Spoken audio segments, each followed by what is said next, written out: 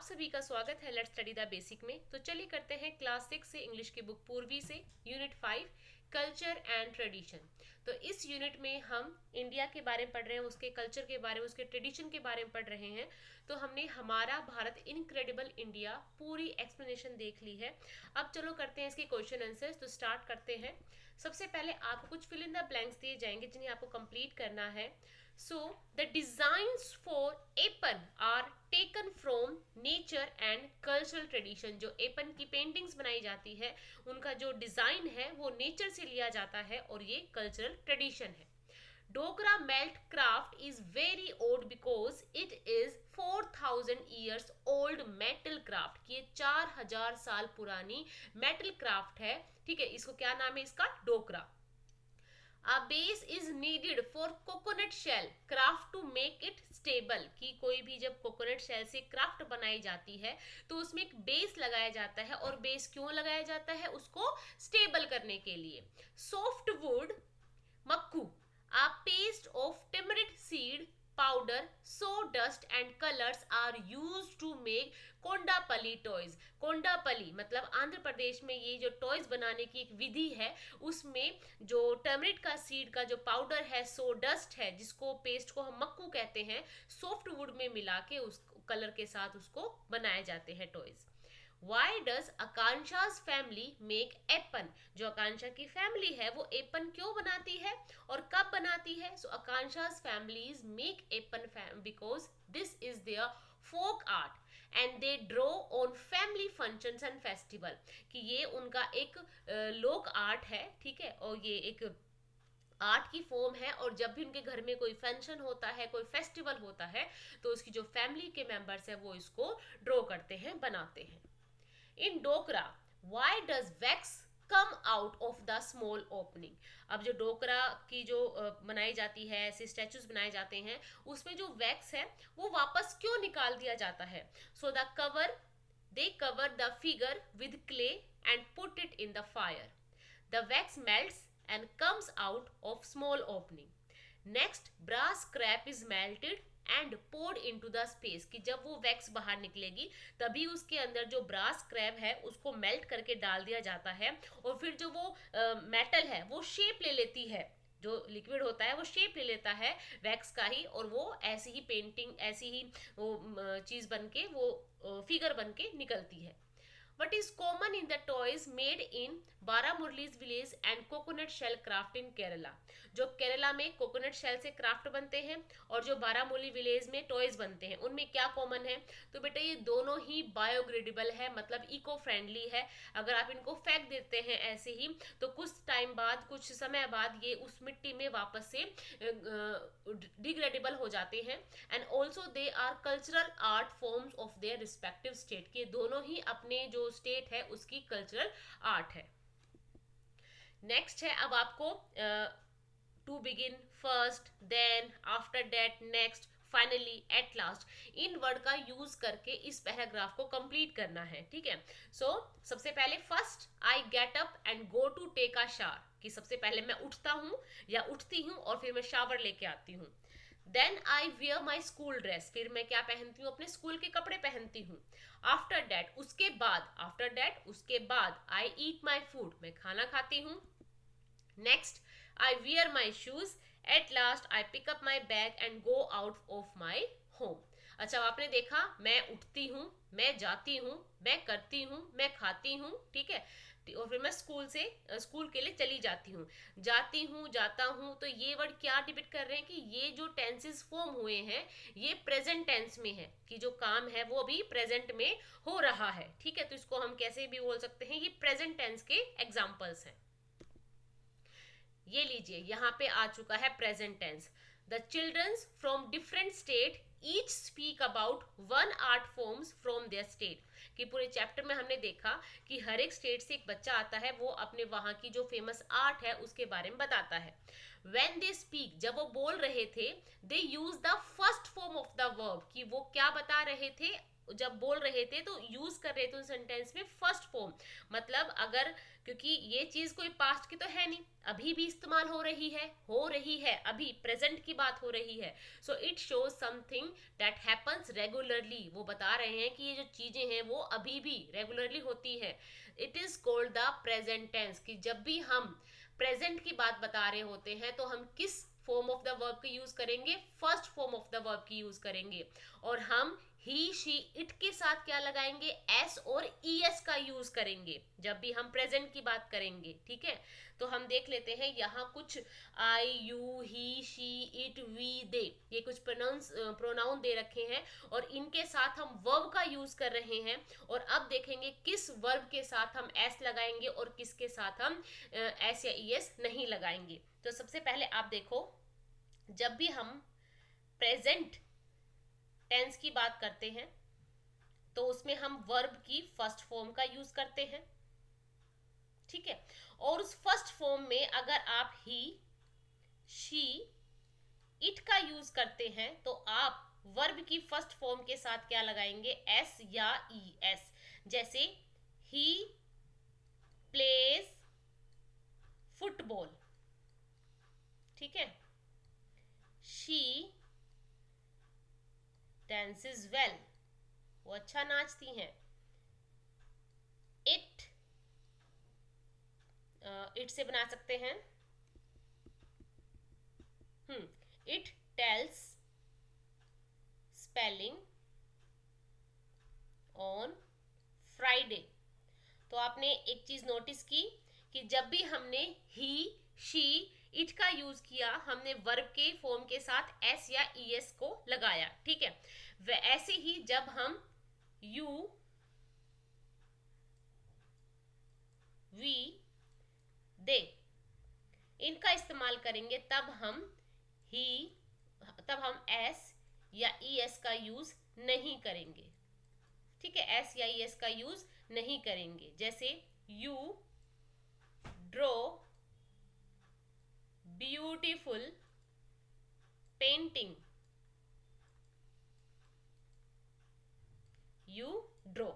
अब ऐसे यहाँ पे हम कुछ एग्जाम्पल्स दे रखे हैं। I know how to dance, मैं जानती हूँ डांस कैसे करते हैं। तो आई नो, आई के साथ भी एस या ईएस नहीं लगेगा। We make paintings in free period, हम बनाते हैं, वी मेक, ठीक है, एस ईएस नहीं लगेगा।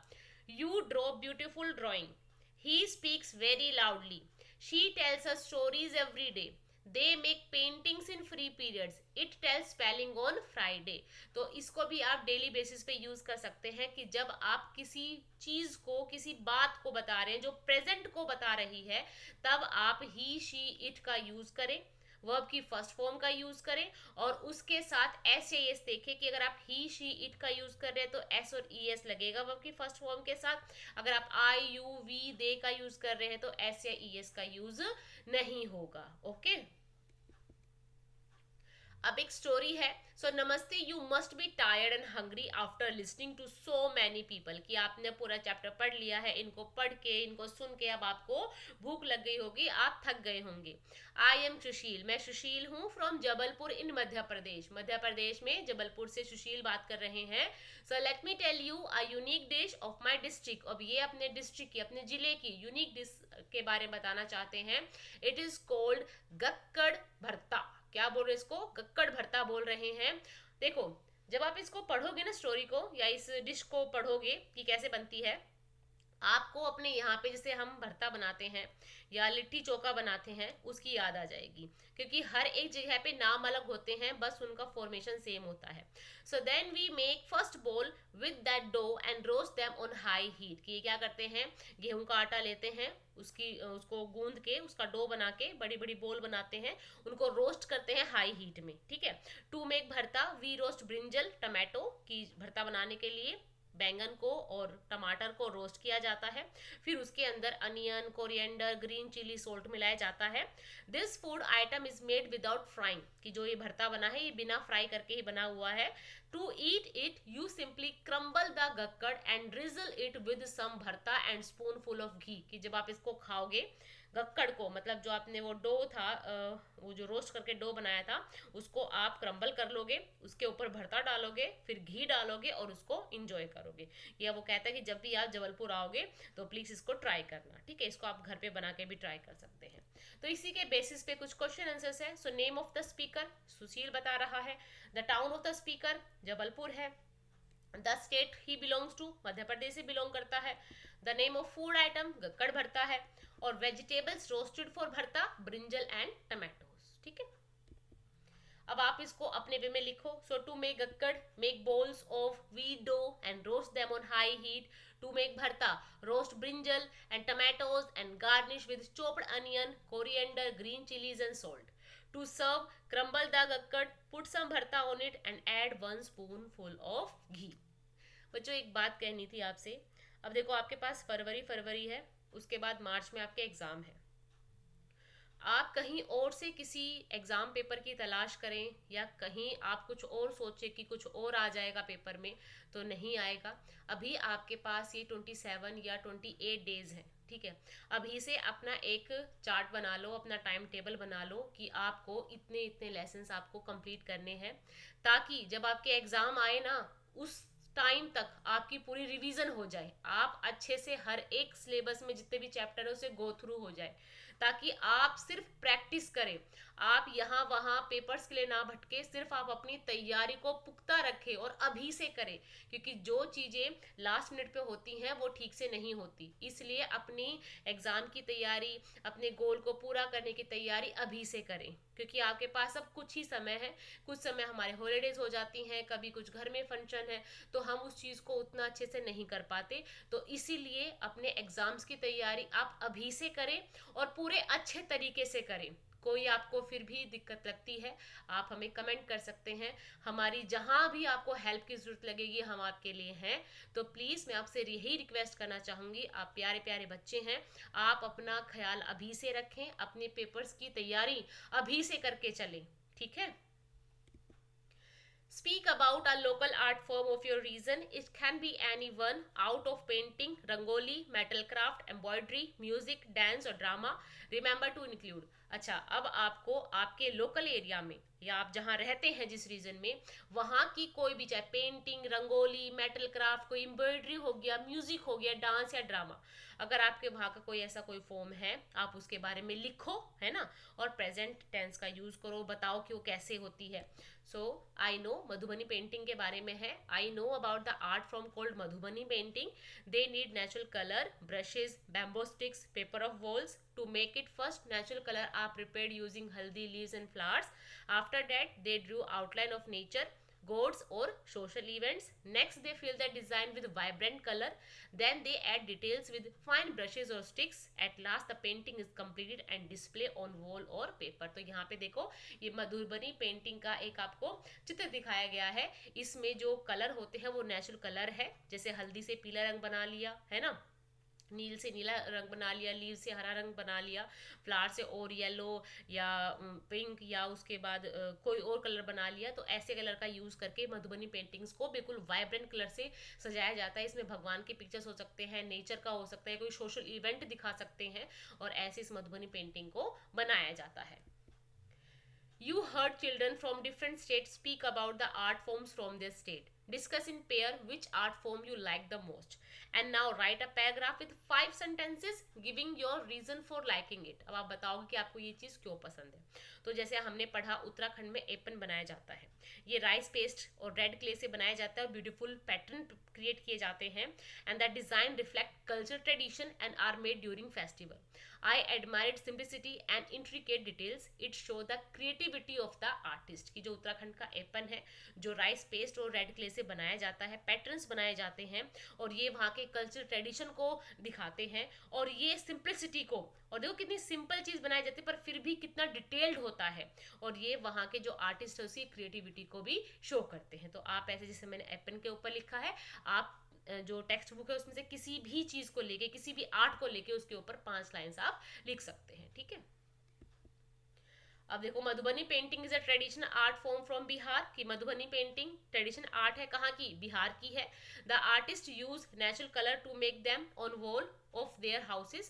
You can also make and use natural colors as given below. Yellow आप हल्दी से बना सकते हैं, ग्रीन लीव से बना सकते हैं, रेड फ्रॉम रेड फ्लावर्स, गेरू सिंदूर से बना सकते हैं, orange from flowers and blue from नील indigo powder. Okay, so given below is a Madhubani painting, colour it with natural colour और एनी अदर कलर. की आपको एक मधुबनी पेंटिंग दे रखी है, उसको आप पेंट कर सकते हैं. ये ठीक है, पेंट कर देना. नेक्स्ट है Ek Bharat Shreshtha Bharat programme. So Bharat has diverse languages, cuisine, music, dance, theatre, movies, films, handicraft, sport, literature, festival, painting, sculptures, etc. The Ek Bharat, Shresth Bharat program aims to enhance interactions and promote mutual understanding between people of different states, UTs, union territories, through the concept of state and union territories pairing. की एक ये movement है, programme है एक भारत श्रेष्ठ भारत, जिसमें जितने भी हमारे state है, जितने भी यूटीज हैं, वहाँ का जो भी कल्चर है, लैंग्वेज है, क्यूजीन मतलब खाना, वहाँ का म्यूजिक, डांस, ये सब शो करना. And this is to celebrate the unity in diversity and strengthen the emotional bond between its citizen. देखो, होता है ना कि समय समय पर हर एक इंसान को उसकी जो स्ट्रेंथ है, जो उसकी पावर है, उसको बताया जाता है, उसको सिखाया जाता है, उसको समझाया जाता है कि आप बहुत महान हो, आप कुछ भी कर सकते हो. ऐसे ही समय समय पे भारत सरकार अपने देश के नागरिक को जागरूक करने के लिए कुछ ऐसे प्रोग्राम्स को कुछ ऐसे इनिशिएटिव्स लेके आती है, ताकि जो हम हैं सिर्फ हम अपने में ही बस के ना रहें. हमारे आसपास जो हमारे भाई बहन हैं, जो हमारे और ट्रेडिशनल कल्चर को फॉलो करने वाले लोग हैं, जो यूटीज में रहते हैं, जो स्टेट्स और डिफरेंट स्टेट्स में रह रहे हैं, उनके भी लैंग्वेज का, क्यूजीन का, म्यूजिक का, डांस का, थिएटर, मूवीज, इवन दो हमारा भी, ये हम सब की क्या है, यूनिटी इन डाइवर्सिटी है. ये हमें स्ट्रेंथन करती है हमारे इमोशनल बॉन्ड को, ताकि हम एक दूसरे की सिचुएशंस को, कल्चर्स को समझें, और हम सभी क्या करें कि हम डिफरेंट होने के बावजूद भी हम एकता में रहें.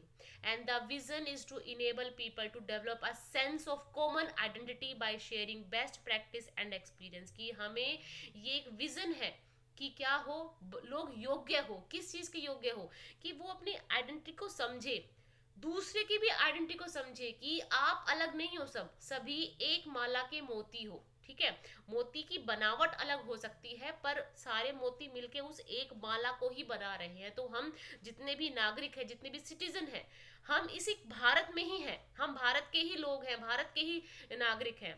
तो हम एक भारत है हमारा, और श्रेष्ठ भारत है, और हम सभी इसके क्या हैं, एक जिम्मेदार रिस्पॉन्सिबल सिटीजन है, और हमें एक दूसरे की हर एक चीज़ों का, चाहे वो कल्चर है, लैंग्वेज है, खाना है, म्यूजिक है, हर चीज़ की एक तरीके से रिस्पेक्ट करनी चाहिए. The programme aims to contribute of nation building by highlighting the connectedness between various culture and tradition. तो ये इनिशिएटिव है ताकि हम दूसरे के कल्चर को, ट्रेडिशन को भी समझें, अपने कल्चर ट्रेडिशन को भी प्रदर्शित करें, और सभी एकता के साथ रहें. सो आई होप आपको ये पूरा चैप्टर, पूरे क्वेश्चन आंसर्स अच्छे समझ में आए होंगे. अगर फिर भी कोई अगर आपको डाउट है तो आप हमें कमेंट कर सकते हैं. ऐसी ही और वीडियोज़ के लिए हमें सब्सक्राइब करें. Thank you and keep watching.